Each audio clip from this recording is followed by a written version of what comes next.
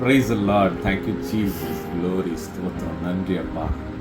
இன்றைக்கு கர்த்தர் உங்களை பார்த்து சொல்ற காரியம், நீங்கள் பயப்படாமலும் கலங்காமலும் இருங்கள். ஆமென். அல்லேலூயா.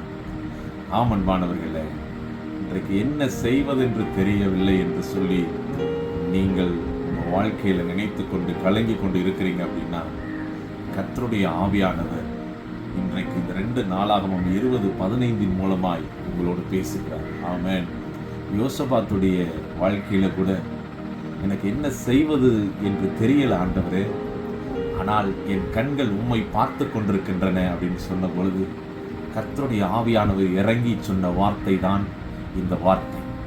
அதே வார்த்தை இந்த நாளிலே உங்கள் மத்தியிலே கடந்து வருகிறது அன்பானவர்களே.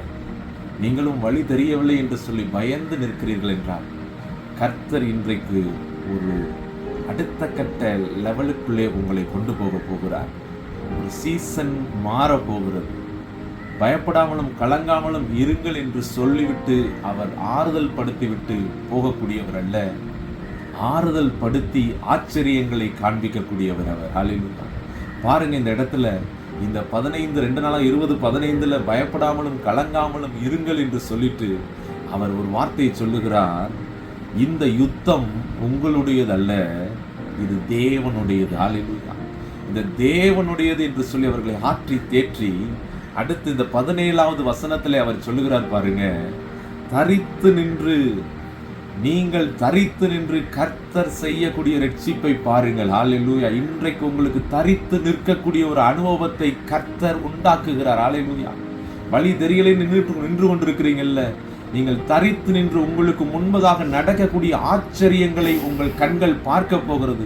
அப்படிப்பட்ட காரியங்களை தேவன் எழும்பி செய்ய போகிறார். அதனால தான் இந்த யுத்தம் உங்களுடையது அல்ல, இது தேவனுடையது என்று சொல்லி பேசுகிறார் அன்பானவர்களே. ஏனென்றால் யுத்தத்தில் வல்லவர் கர்த்தர் தான். ஹல்லேலூயா. நம்மளால் ஒன்றும் செய்ய முடியாது. அதனால இன்றைக்கு ஒரு காரியத்தை அறிந்து கொள்ளுங்க.